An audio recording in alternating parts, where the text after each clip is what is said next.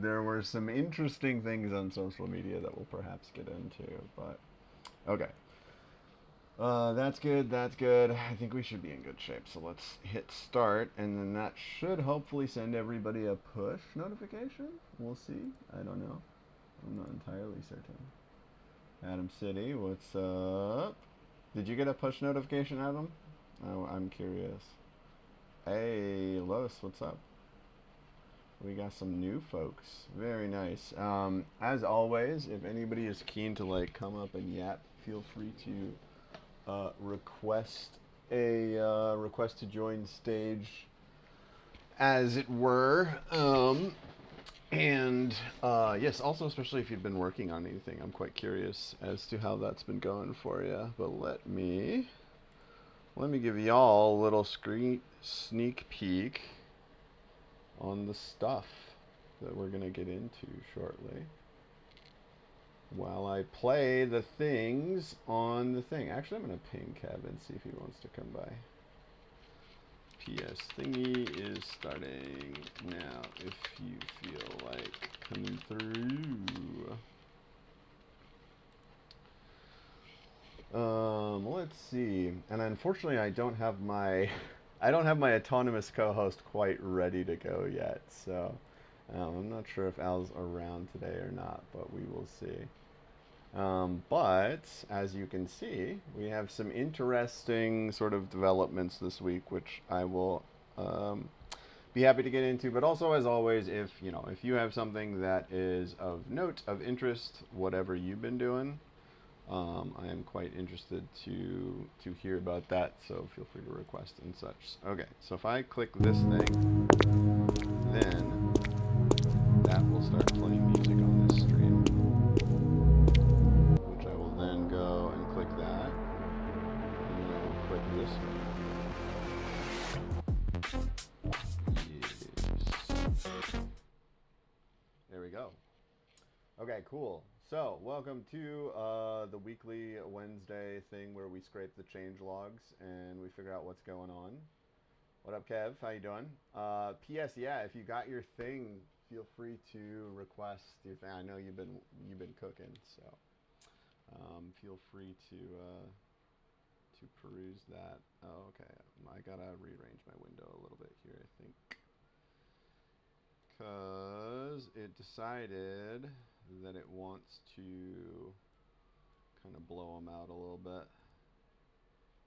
If I can, we shall see. Okay, maybe not. I just do it like that. Okay, that'll have to do maybe. Yeah. All right, that's cool. Literally cooking with yeah. Yeah, Kev, you let me know his machine was sparking. Not his spark, thankfully, which is still intact. Um, but yeah, as you can see, we have a bajillion tabs open as usual, and I've started making a habit out of our little notebook, which I will now give all y'all a link to in case there's something in there that seems interesting to you, and you feel like digging around in there or doing stuff other than what I've already done, which is collate everything I could find this week about cogen, where it's at, co-working with our new non-human friends. Um, and it seems, yeah, as always, nothing happened. Nothing ever happens. There were no advancements or of any kind. Nothing like that, of course. But yeah, we have actually, and almost immediately prior to this, it was at noon. We had a little. Oh gosh, seeing this thing in the background is going to destroy me. If I go chat here and then I just scroll down, maybe that'll work. Like the thing that is showing me my own stream, which I don't want to see. Okay. Maybe maybe if I just go there and kind of kick it. Okay, that's annoying. Okay. Well, maybe I'll deal with it. We'll be all right. Cable's supposed to come shortly. Cool. Okay. So, the big news of last week, I would say, is kind of Claude Cowork. Has anybody tried Claude Cowork yet? By the way, I have been quite pleased with it so far. In fact, Claude was reasonably helpful in helping me grab all of the tabs out of this, get them into Notebook LM, and then also made me a couple of things in Figma that we will that will sort of help guide us through this little adventure. This is all Claude generated. I didn't do any of this. And then this is obviously Nano Banana. But yeah, it seems as though the kind of general direction of the developments, at least the ones that I have noticed, which actually, if I back this out, that should take me back to uTori, which is something that I've been finding helpful for staying up to date on all this stuff. Which is, first we had IDEs. Switch your. Oh, did you actually try Claudebot, Brad? That's sick. Yeah, if you have any like thoughts you want to share about it or anything like that, I definitely wanted it to touch on that. So feel free to request if you feel like yapping. But otherwise, yeah, feel free to yap in chat there because I'm quite interested. That was one of the things, and I think I believe I pulled up the repo, didn't I? Not that one. Not that one. This one. So one of the other kind of developments of the week was Claudebot, which had some fairly sensational kind of things. I'm going to put this on screen because there were some folks who were very concerned about the security of the old Claudebot. So at least from what I could tell, it does not appear to intentionally be malware as far as I could tell. It's just another iteration on the self-driving sort of Ralph sort of meme basically. This one, what I did like about Claudebot for this one was that it comes pre-wired into, what was it? It comes pre-wired into all your messaging stuff, which is really nice for me. At least for me, one of the things that is a bajillion% on my list is to make a bot that just handles all my incoming and scrapes all my I want to read this stuff, so that I can like just be a human that processes information at human speed, and I can just have models do like handle all of the stuff that's coming up rapidly, rapid fire, nonstop, blah blah blah, which is useful. And then obviously that kind of context is what you want when you're using something forward. Are you using it primarily for development, Brad? Use your Mac sub with Claude. Yes, nice, interesting. Yeah, I wasn't sure if it was gonna be more engineering focused, but I know Pete usually has like a pretty solid kind of engineering thing, or engineering bent to his projects. So Claudebot or Moltbot now, I guess as the general, and Paimano, yeah. So as a general thing to know, make sure that if you are interested in Claudebot, you are going to molt.bot and you are finding the Moltbot GitHub repo. There were some, actually it was kind of interesting in that Anthropic's response to Claudebot was, hey, you have to change the name because Claude is our thing, which is the dumbest thing I've ever heard in my life. So he changed the name, but that allowed some of our lovely crypto friends to jump in the middle there, and there was a that accounts that I believe they grabbed both Moltbot and Claudebot when Pete had to release control of Claudebot in order to make a new organization or something, or for some reason. But anyway, the PSA I will say is there is no crypto token associated with this project currently, and the current iteration of it is at github.com/moltbot/moltbot. If you go anywhere else, it's not that, and it could be malware. So there are some concerns just around that. But also, um, as was left in the general channel, there's a couple of decent videos, articles, etc. about um, how vulnerable this thing is. And I don't know how much, if any, of it got resolved or ended up in the issues. It's 738. Good lord. Um, but there was a lot of credentials being saved in plain text, just like straight up dumped onto your home folder. Which, if people cared about that, that's also what happens to anything your Claude code is reading. It's in a JSON-L in your home folder, by the by.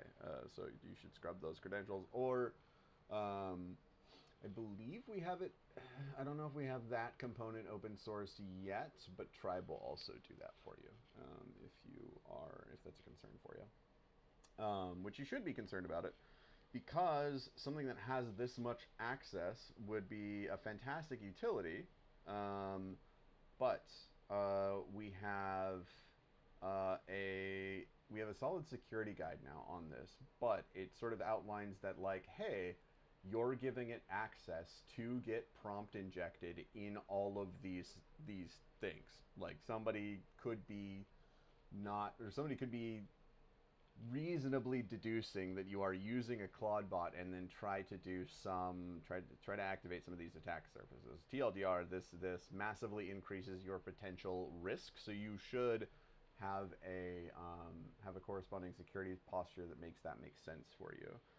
Thankfully, it looks like we have some built-in kind of guardrails on that stuff, which is handy. But yeah, my understanding of it is that it's more or less a instance of Claude code that's got just a bunch of like useful things that are good for an AI assistant to have. Is that kind of the general vibe that you've been getting from it, there, Brad, too? Where we have a live canvas, which is interesting. Oh, we have docs for it too. Very nice. We have VoiceWake, web chats. We have some permissions, a bundled gateway. Yeah, I think so. Where are you hosting your gateway? I'm curious. Because that was I think the security posture part of it was primarily concerns around how secure the gate, just on a spare PC. Yeah, that makes sense. Yeah, I have a server that I rented on Hetzner that I was going to put a couple of the like quote unquote Ralph likes onto it, and I would consider Moltbot to be a Ralph like, essentially. My understanding is that it's kind of it's geared around this thing should be working while you are not, kind of idea, which is sort of the general Ralph principle, I suppose. So yes, that is Moltbot for FKA Claudebot. And if anybody does try it, we are super interested to hear how that goes.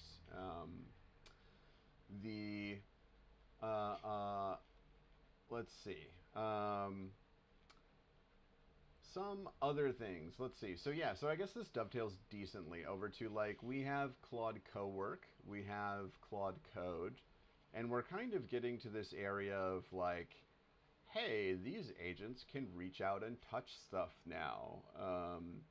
And so I think it's kind of, at least for me, what's been feeling important is like, what are the actual workflows that can actually help me actually get work done with this stuff?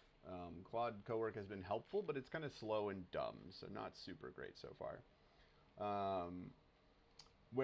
This is kind of a reasonable conclusion, I think, to draw here from just kind of how things have been going last couple of weeks, I would say, with Ralph getting pretty popular. And then a couple of things like Claudebot, like I'm trying to think of maybe another one. I think there's a few other Pi derivatives, I feel like, where we now have like these things can just stay in a loop by themselves, and we kind of just like kick them every once in a while to make sure it's all okay.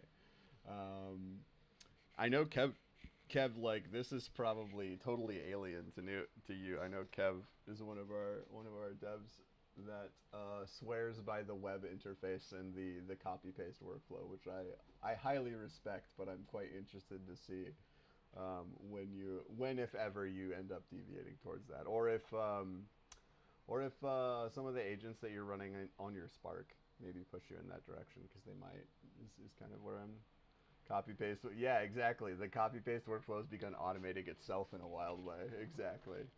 So yeah, it's because we have these agents that can go poke stuff. It gets easier and easier to be like, hey, why don't you just do this while I'm chilling? And then yeah, Claude will. So for Claude Cowork, what they have is they'll give him a little file mount, and they'll give him a little sandbox to play around in, and then he can drop stuff into your file system as needed, basically. So yeah, it's an interesting place to be where you're thinking about like, okay, if I have loops running that are chewing tokens, what's a good way for me to kind of like interface with that? Um, yeah, I think some of these claims are a little ambitious. Like for weeks of coding to hours of oversight, yes, true, true. Um, we have okay, Rakuten and Claude Code.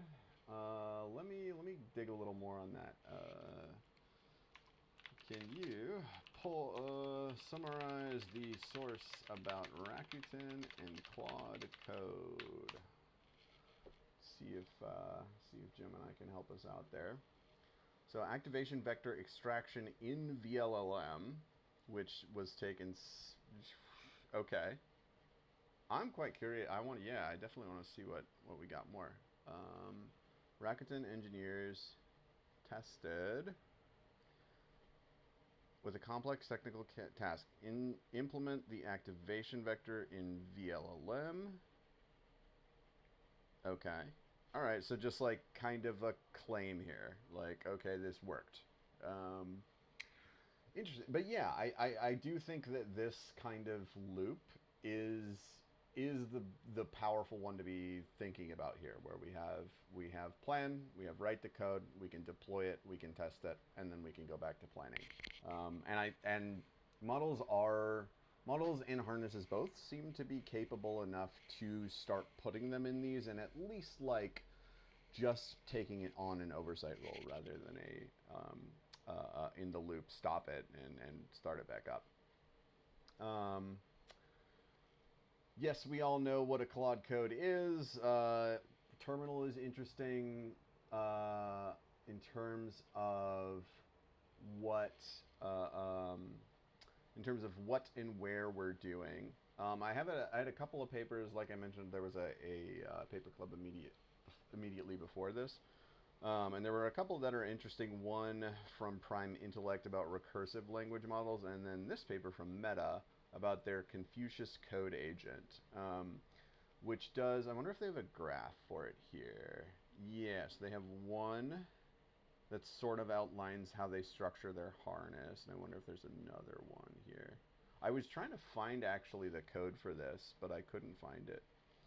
Uh, End up with four 1,000 line files that need changing, fully rewritten and error free, and then have access to files across 3 languages and machines for something like my modal API. Yeah, I too have been modeling lately. I was actually working on my most recent, I guess like larger-ish scale project. Is I want to make a VTuber for myself, and then also for my autonomous co-host here that I'm working on.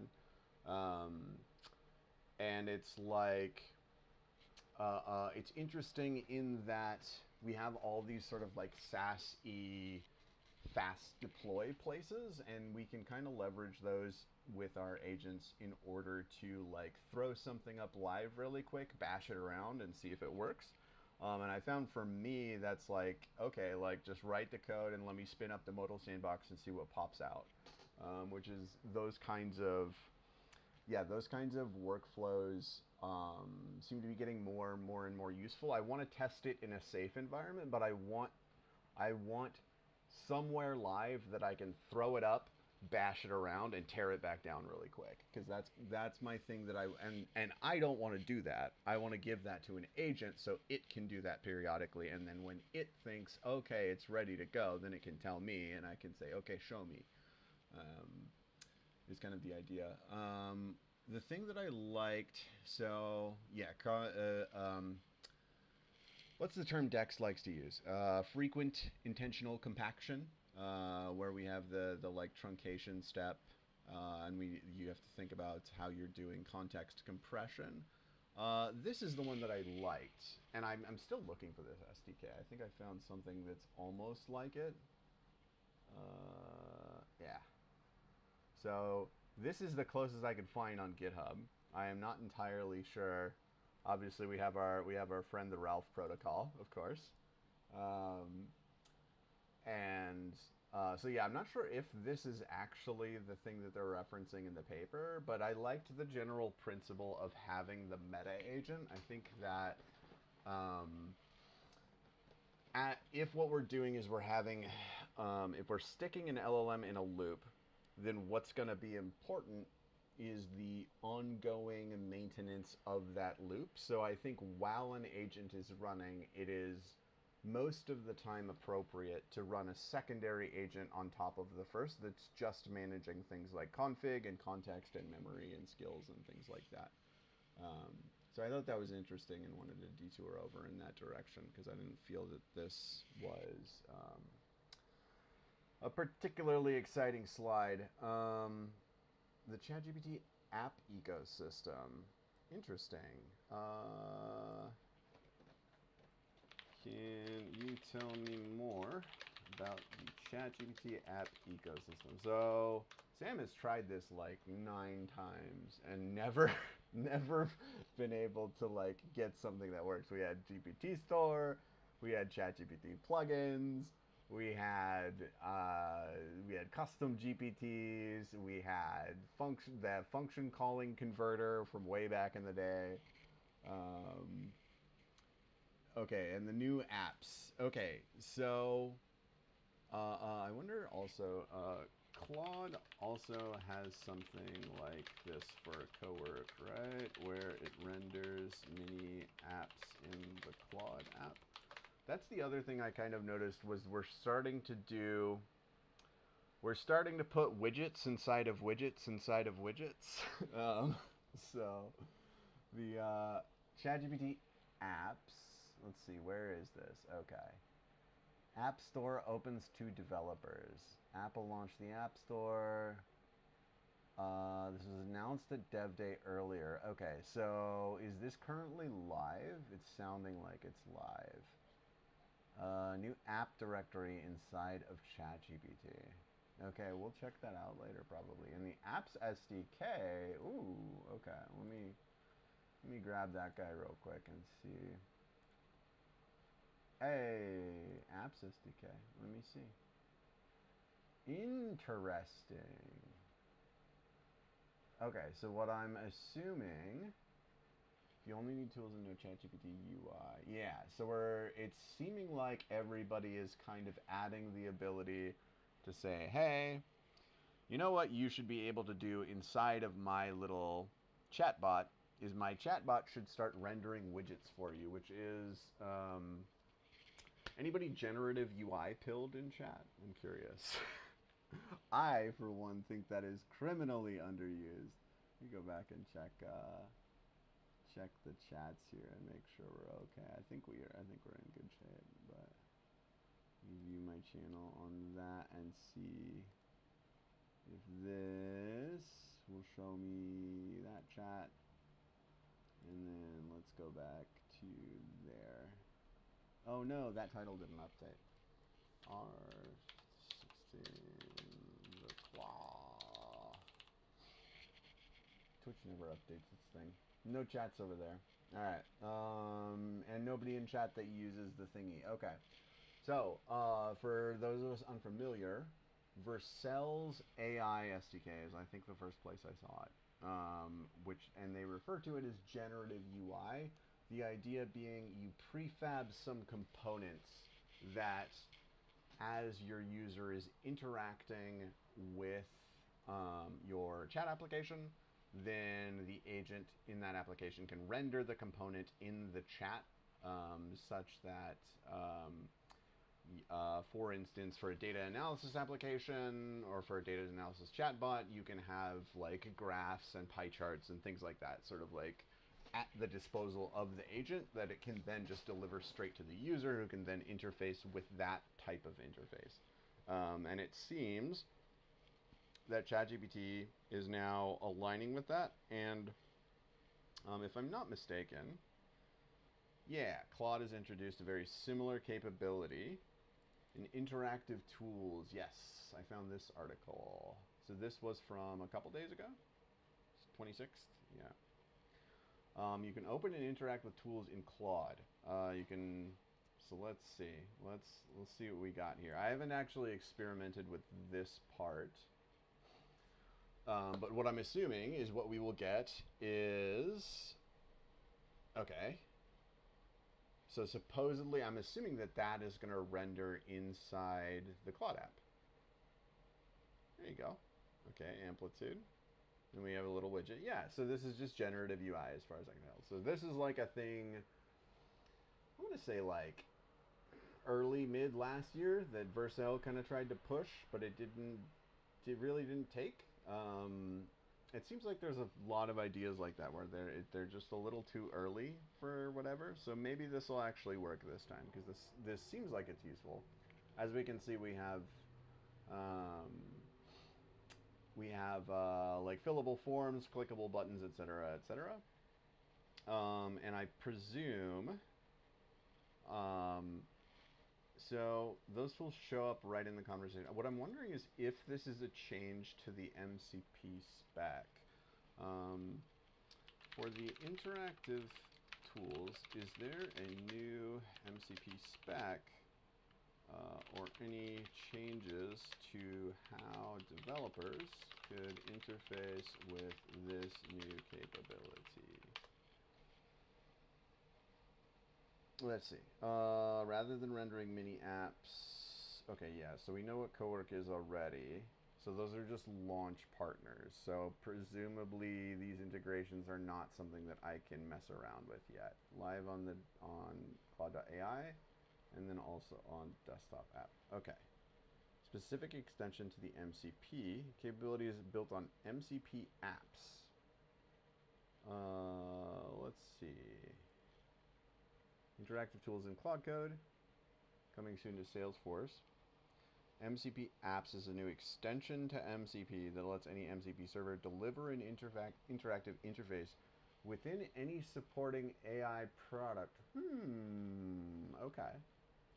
So now, rather than needing the Vercel AI SDK to do generative UI, all you need is an MCP server, which we're kind of on their way out, I feel like. I feel like nobody really likes MCP servers anymore. I don't, just because they're mostly context hogs, but sometimes they're useful. MCP apps, the first official extension. And this is 26, so 2 days ago. Okay. Interesting. Yeah, this is, I'm curious, do we have is anybody building an MCP server at the moment, or like has a product that has an MCP server in it? I'm curious. Let me see if we don't have our usual TMC. You got any MCP servers that you've been cooking on lately? Could be kind of lit.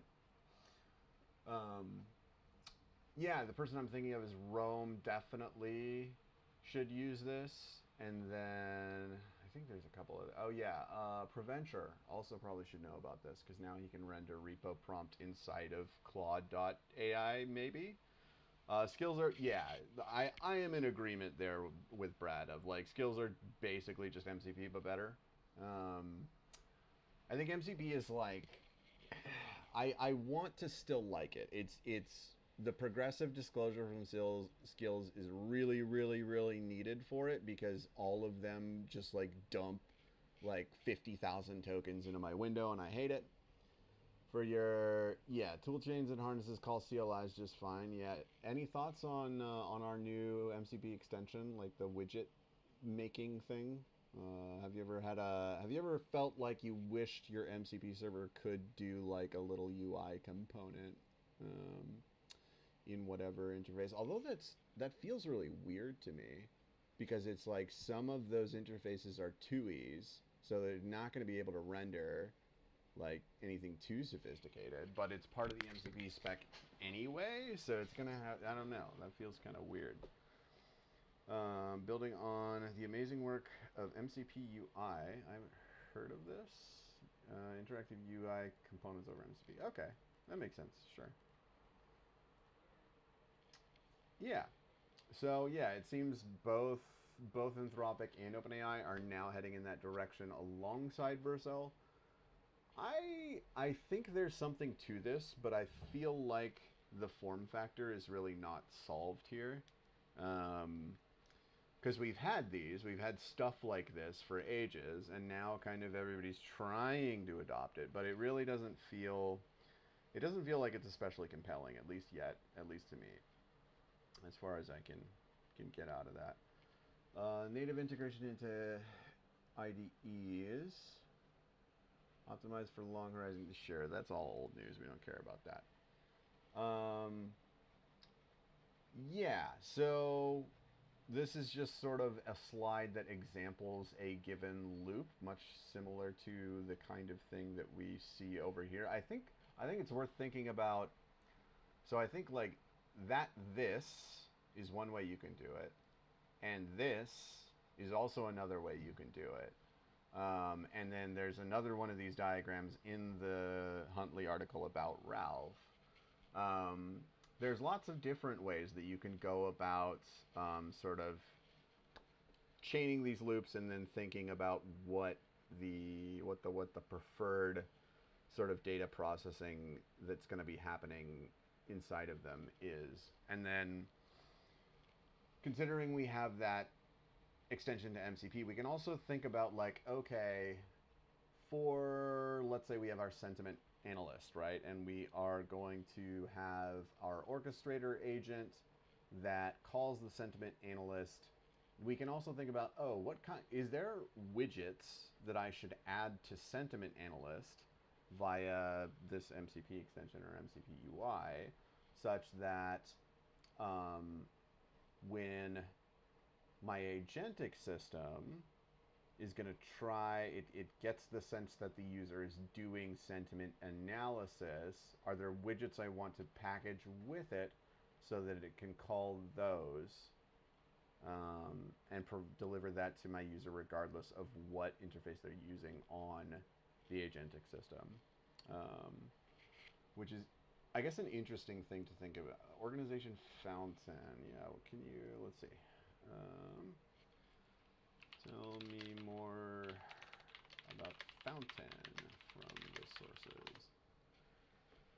All right, let's go next slide. See what we can come up with. Yeah, so we have Claude Cowork. As I mentioned, I have been enjoying it thus far. I'm still kind of using it quite similarly to Claude Code, but mostly just leveraging.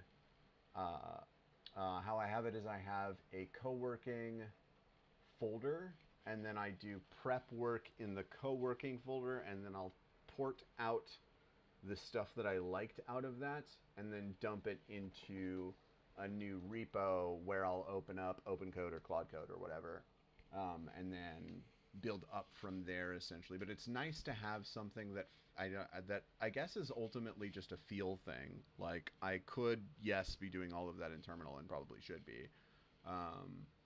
But it's just nice to have multiple interfaces just because it feels, I don't know, there's a different feel to it that I think is useful, as well as there's the option to do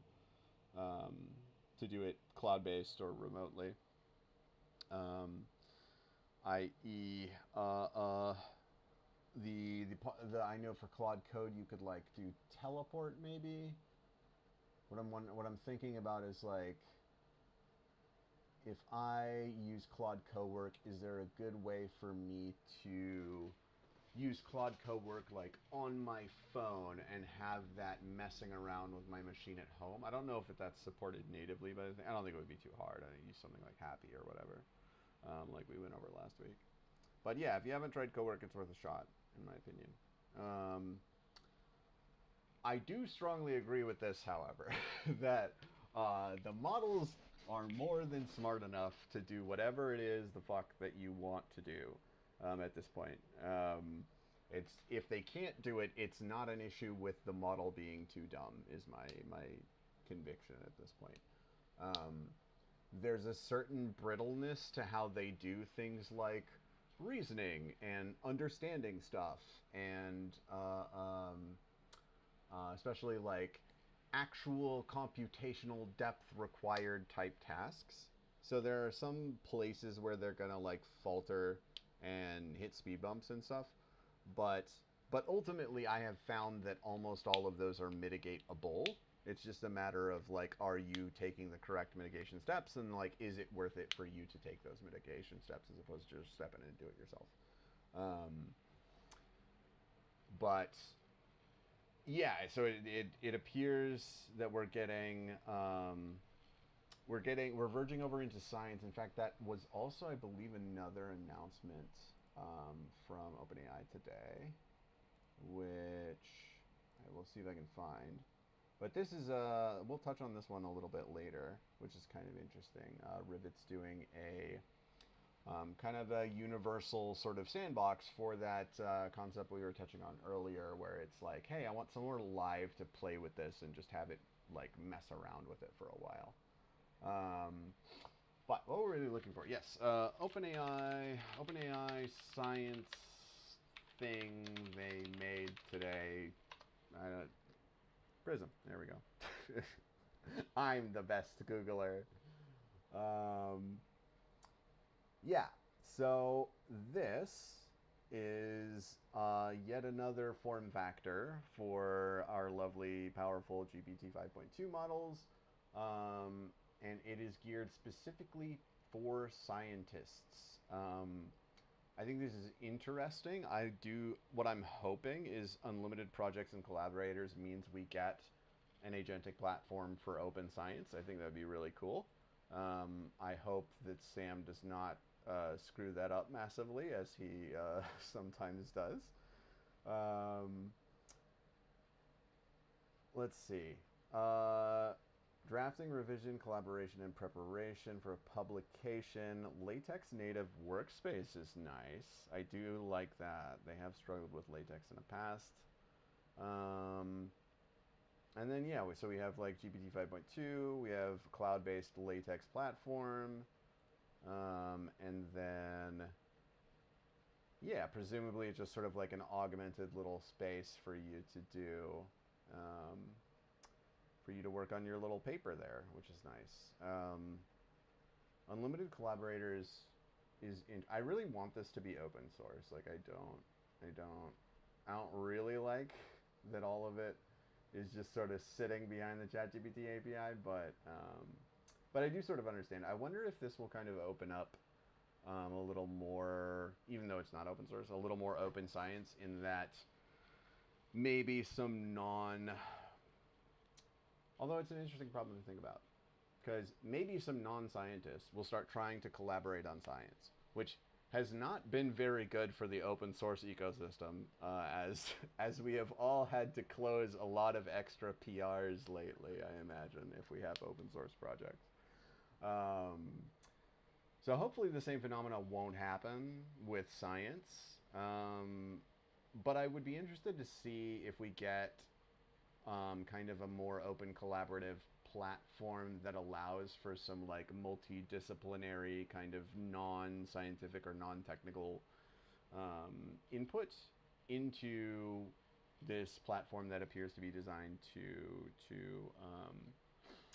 do science literature creation, and apparently curation, which is kind of nice. This reminds me of Harbor, actually, which I'm glad Baco was working on last week, and I hope to see further. In fact, I might work on it a little bit this weekend too.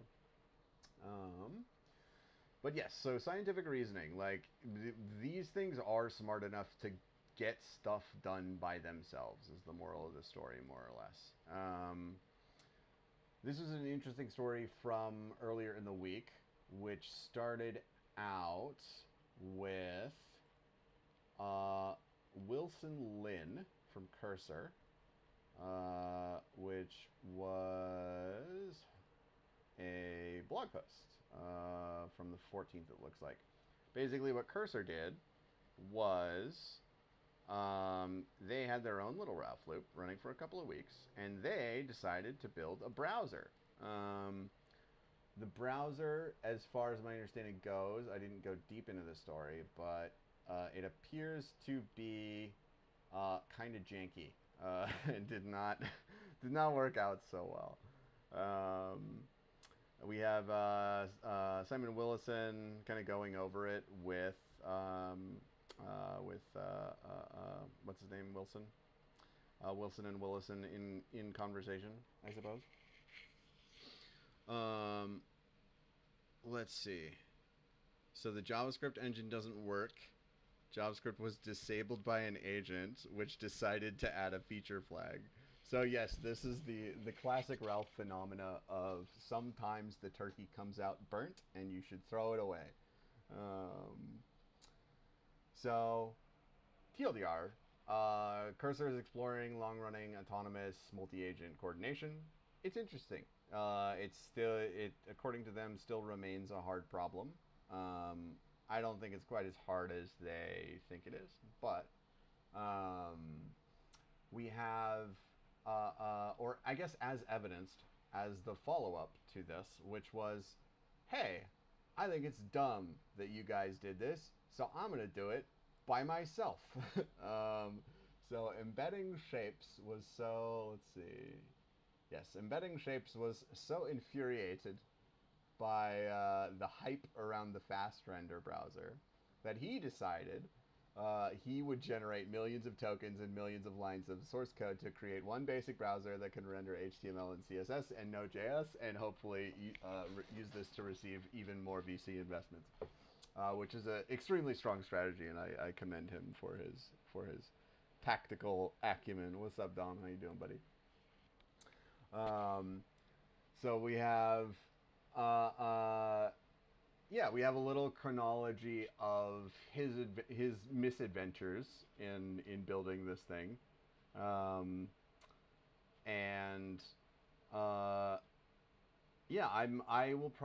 I'm interested to dig into this a little bit more to see if there's anything to kind of glean out of it.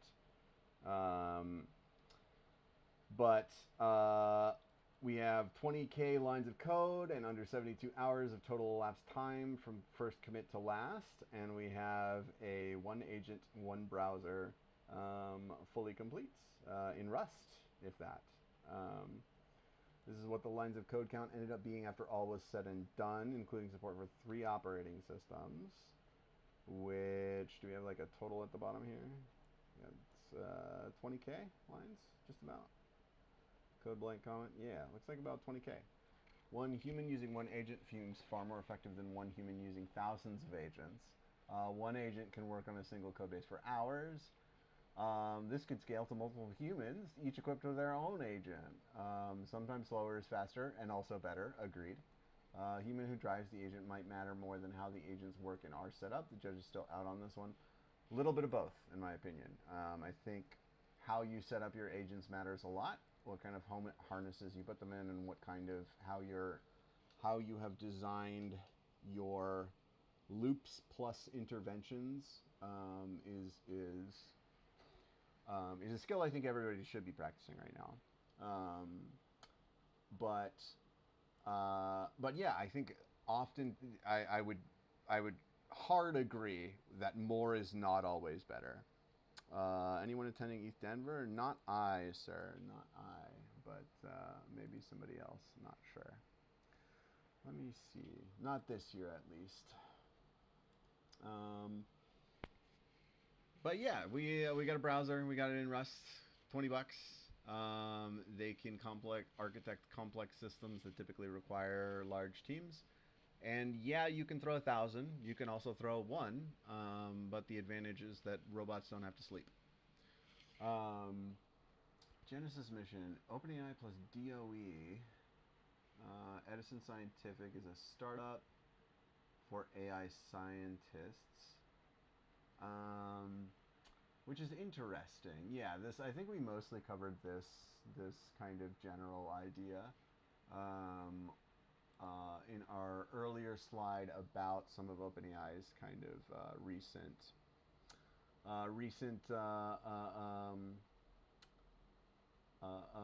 forays into that general area. I know actually Latent Space has a podcast. If that's a topic that's interesting to you, I would check out. I believe it's like just their most recent podcast with RJ, um, where they're trying to go do a little more coverage of AI for science because it is about there. I would say. So I'm interested to see kind of what comes with that, and if anybody plays with Spark, I would be super or whatever the Prism, whatever it's called. They got all these names for stuff. Um, yes, but if you do play with that, come back and tell us how it was because I'm quite curious. This an interesting take from our friend Nano Banana. Um, Volume versus speed. I think this is very. I think it's very a very delicate balance. The the I think yes, you can go faster. I think sometimes you try to go too fast and you'll crash and burn. And then sometimes, yes, you can output a lot, but what you should be trying to output is the right stuff, not just as much stuff as you can. That being said, that we have crossed this threshold on a lot of tasks, like the building of small CLI tools or just little personal whatevers. Especially with the advent of all these kind of sandboxes that are starting to pop up, it's really really easier than it's ever been to just be like, hey, Claude, make me one, for something that you would never have wanted to spend, the couple hours, the day, the whatever, to do in the past. So I think kind of having that at your disposal and having that as something that you reach for during the work that you're trying to do is something that is a also a habit worth getting into, in my opinion. Context engineering, new prompt engineering. I think we all knew that at this point, where um, doing if you are sending one prompt one at a time to a model these days, you're probably doing it wrong. It is the name of the game is now the agentic loop, and what are you putting in it, and how are you breaking it down, and what are you getting out of it? As such, what your model is choosing to chew on becomes ever more important. So things like what kind of permissions your read file tool has, for instance, or how you're doing memory management. If you're just like periodically going, hey, like fix Claude MD and never looking at it yourself, you're probably there are lots of ways to set yourself up to fail in these kind of highly agentic situations, I suppose. And we'll breeze through the last few, I think. Full stack organization, democratizing development. So I did like this. I did like this slide a little bit, I think, in that it sort of touched back for me on this idea where ideally what I want is I want a team of humans and I want them all to have at least one of these loops. And then I want a place in the middle where all of those loops are running together. And then the humans, who have their various human specialties, are kind of all sort of idly poking at this thing in the middle that's sort of running on its own. Is, I think, highly feasible, but also a highly strange way to do, anything from an organizational perspective. This is not how we normally do work as humans. I think one of the Huntley analogies that I liked previously was software engineering should be a lot more like a campfire, where you just kind of set up the logs and you start it up and you just watch, and then you poke it every once in a while when it's wrong. And then if you can kind of get into that mode with whatever it is you are trying to do, if there's an agent involved, I think that can be a pretty solid productivity unlock. So it's worth thinking about, like, is there a way I can turn this into a campfire, in my opinion. Autonomy brings risk. Yes, this is another. So this, to touch back on our Claude bot, is it malware? So I think we can firmly say that Pete is not out to get us or inclined to deliver malware to anybody. However, if your agent is improperly sandboxed, one of two things will happen. Either it's improperly sandboxed in that the sandbox is too restrictive and it becomes useless. I don't know if anybody has used Codex with its sandbox turned on, and it is the dumbest thing in the entire universe if you have ever tried it, because it literally does nothing. All it does is make all the commands fail, and it doesn't protect it from doing anything like negative or malicious to your system, because you'll be granting permissions to edit files on your machine. So there's no point to stick it in a Docker container. So either you can make it useless with a non-productive sandbox, or you can make a sandbox that's too permissive and open yourself up to all kinds of new attack surfaces unnecessarily. And then if what you have is you have your non-technical team, your other non-technical team, and a maybe technical team as well, and all of them are sitting around this campfire in the middle, and none of them are properly securing the sandboxes, then you are in for a real mess of trouble, I would say. So, I don't know. In current year, I think there's certainly something to be said for how much less you might have to worry about if you are running like solo or super small team, and how much more you can get done as one of those. Tried vibe coding a quick app to clip videos with Codex. It didn't work. When did you try that, Dom? I think if you're using GPT 5.2 and you just tell it probably last week, interesting. Okay, well, worth another try.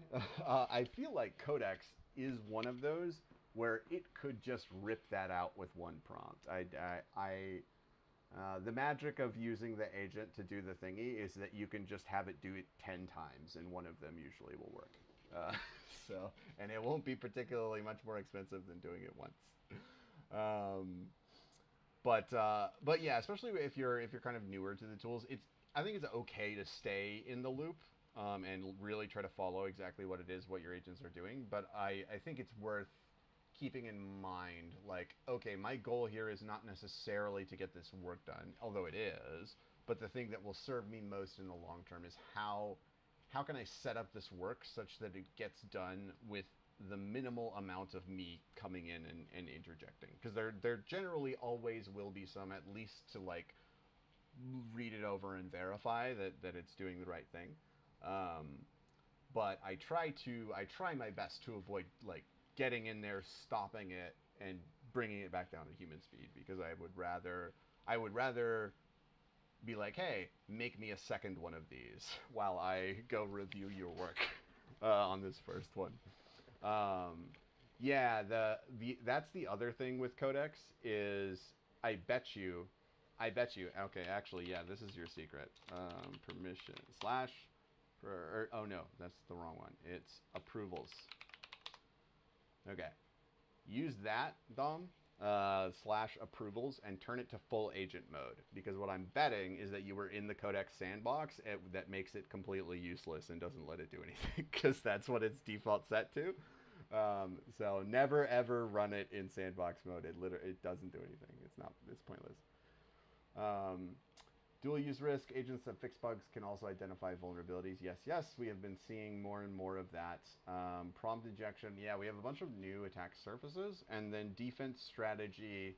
I think defense strategy is an open question to me,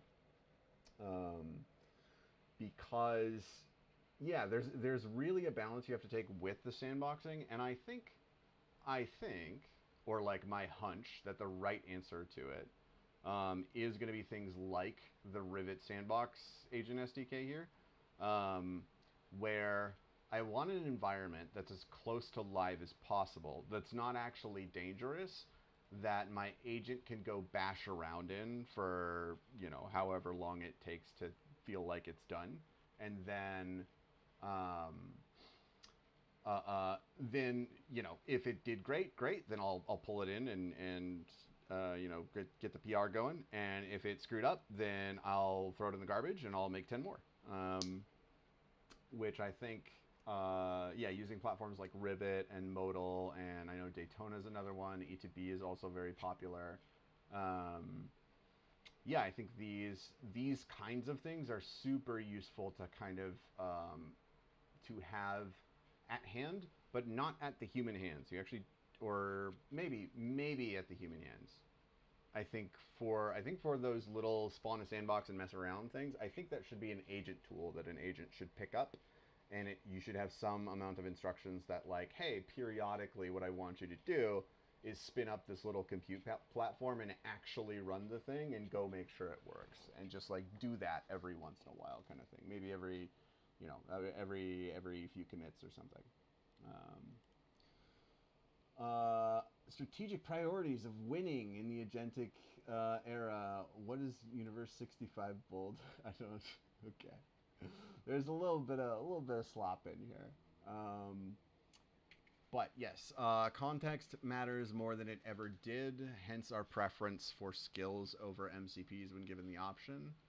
Especially now that MCPs potentially have widgets in them. I really hope that those widgets don't have to get inserted into my model's context, because that would be horrible and I would hate it.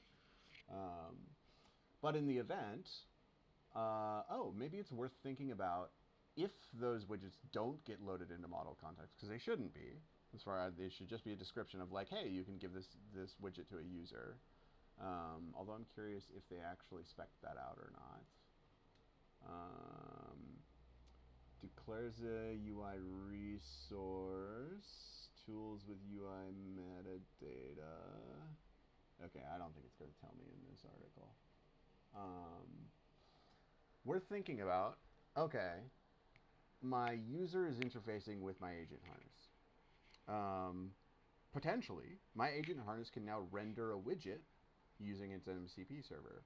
Is there anything that I can tell the human by giving the human a widget that I don't need to tell the model, and as such can offload from the context? Interesting thing to think about, especially in the context of, yeah, I'm quite curious to see like Claude Code, Open Code, Codex, etc., and how they handle the rendering of a widget via an MCP server, if they even use that UI metadata. Because I think that could be pretty powerful in a coding workflow. It feels like it could be. Scale, oversight, shift human roles from doing to high value reviewing and orchestrating. Yes, I agree with this.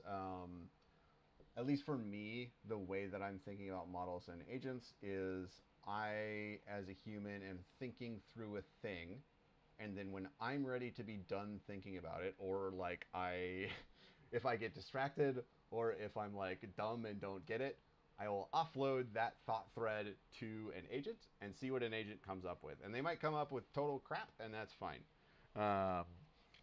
And what my job will be is to offload a number of those threads to a number of agents who then go ahead and do the work, and then my job will be to come back and synthesize that into something that's useful and human readable and not slop, because that is an important part. Hard agree with this. Deploy agents beyond engineering. I have the only way for an agent and a model that produces tokens, if all it does is produce tokens, then the only way it can ever interact with the world is through code. So if all you're doing with the agent that can generate code is put the code into the production code base as though it is a software engineer, then you are massively restricting your available search space as to what this agent could be doing